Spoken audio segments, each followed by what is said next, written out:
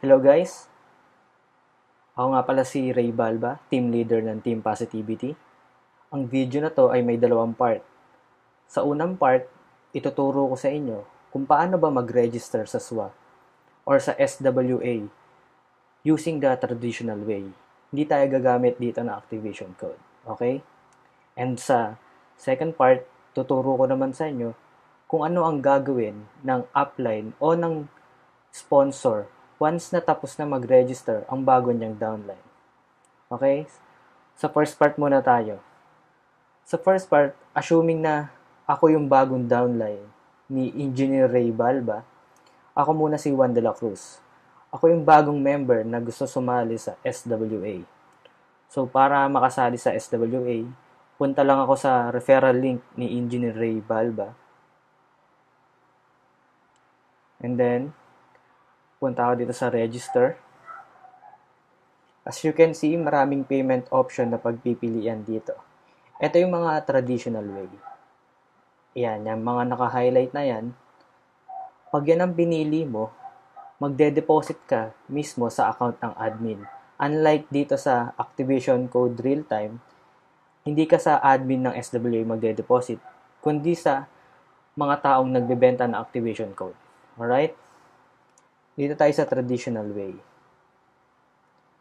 Halimbawa, gusto ko sumali sa SWA. Gamit ang bangko. Pili lang ako dito kung anong bangko gusto ko, kung saan bangko ko gusto mag-deposit ng 2,500. By the way, ang activation dito sa traditional way, may git 1 day, pwede rin umabot ng 2 days, 3 days, minsan 1 week inaabot pag may konting aberya. Okay? Okay, continue na tayo. For example, BPI yung napili kong bangko na kung saan ako magde-deposit ng 2,500. Okay, click mo lang yan, then click submit. As you can see, merong note dito kung ano ang gagawin mo para makasali ka via BPI. Okay? To join SWA Ultimate via BPI Bank Deposit, you first have to deposit 2,500 to this BPI account. Ayan, magde-deposit ka muna dito sa account na to. Assuming na tapos na ako mag-deposit ng 2,500, babalik ako sa page na to at fill up ko tong form na to. For example, fill upan natin to. 114 2,500 payment day April 22, 2014. Transaction reference number. Saan nga ba makikita tong transaction reference number? Okay, bigyan ko kayo ng sample. For example, video. Ito yung transaction reference number ng video. Kung video ang napili mo, walang space yan. Hindi mo kailangan lagyan ng space. Dikit-dikit yan pag in-enter mo sa transaction reference number sa form. Ito naman sa BPI, ito ang transaction reference number ng BPI. Okay? Ito naman sa Union Bank, itong nasa taas na to. Okay? For example, BPI. BPI yung napili ko, di ba? Input lang natin to. 969.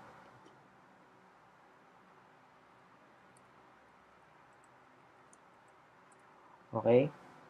And then, branch of deposit, kung anong branch ng bank ng pinag-depositan mo. For example, Kainta. Right? Tapos na. Na-fill up mo na lahat. And then, click submit. Click mo lang to, and then, okay na yun. Register ka na. Nakapag-registered ka na sa SWA once na-click mo tong submit.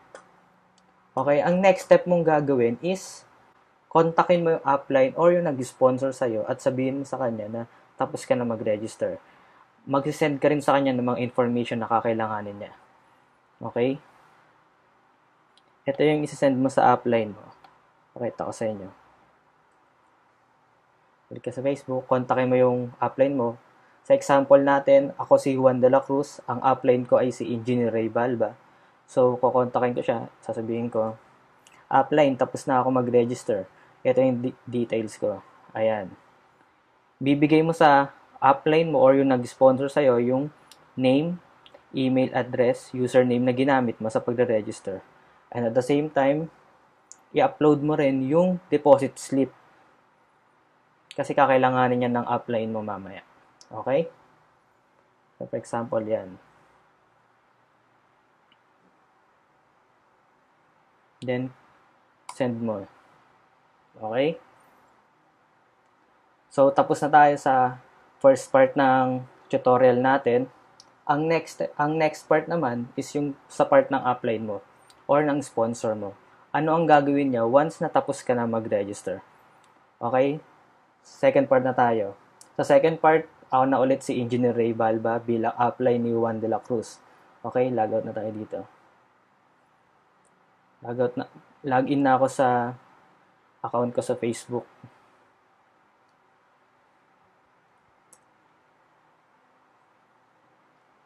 Okay, dito na tayo sa second part ng tutorial. Ito. Ayan.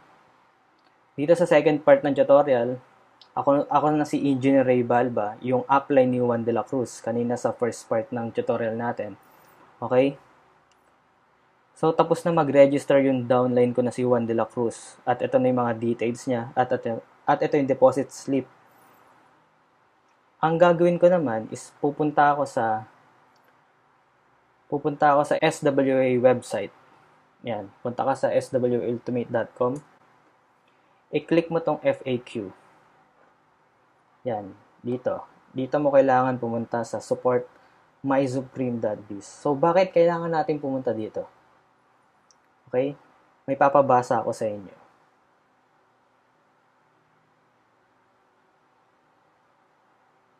Eto.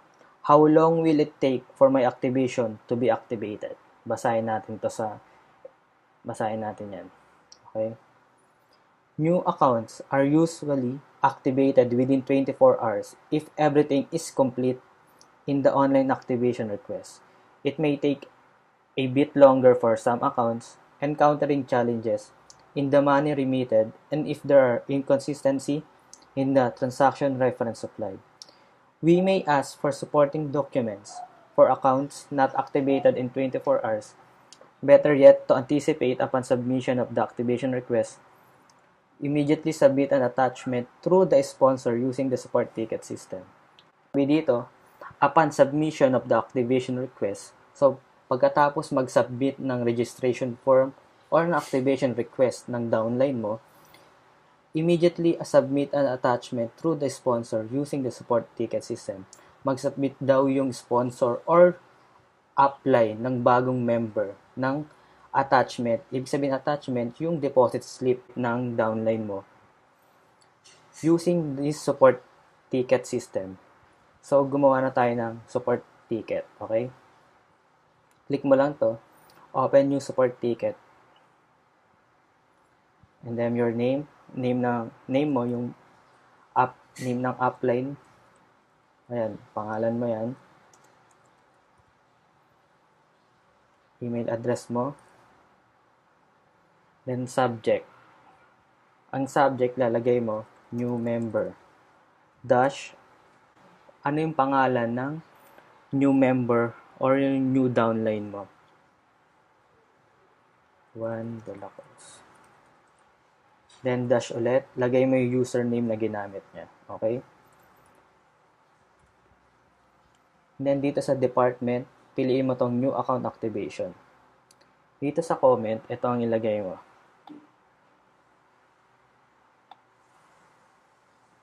Yan. Hi SWA team. Attached is the scanned photograph BPI deposit slip related to new member's full name. Ano yung full name ng downline mo? New member's email address. Ano yung email address ng downline mo? New member's SWA username.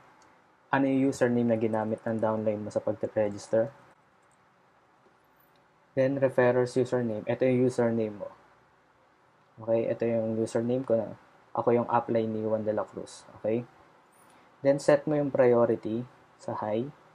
Then, enter mo dito yung username mo. Okay? Then, choose file. I-attach mo dito yung deposit slip na sinend sa'yo ng downline mo. Okay? Ayan, naka-attach na.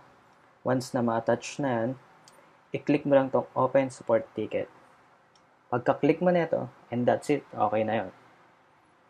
Ang gagawin nyo na lang is hintayin na ma-activate yung account ng bagong downline mo.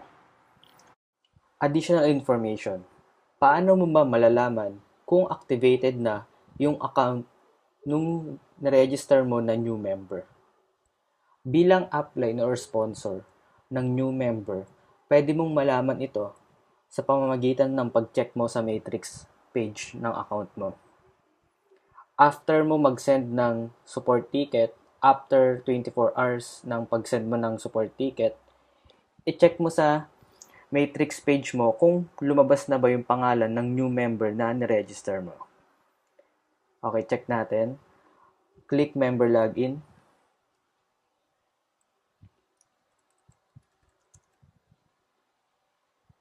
And then, punta ka sa matrix page. Dito mo makikita kung activated na ba yung account ng new member na na-register mo. Pag lumabas na yung pangalan niya dito, ibig sabihin, activated na yung account ng new member mo. So, pwede mo na siyang i-notify kung activated na ba ito. Another way para malaman mo kung activated na yung account ng new member mo, ang gagawin mo is i-type mo sa address bar username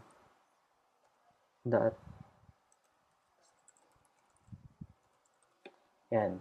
Etong username, palitan mo yan ng username ng new member mo. Ano ba yung username na ginamit niya sa pag-register? Sa example natin kanina, 114. Yan. Enter mo lang yan. And then, click register. Pag nag-error, pag nagkaroon ng error message, ibig sabihin, hindi pa activated yung account ng new member mo. Pero kung pag-click mo ng register, lumabas yung mga payment option, ibig sabihin, activated na yung account ng new member mo. Okay? Yun ang mga way para malaman mo kung activated na ba yung account ng new member mo. Okay, that's it. Salamat. Bye-bye.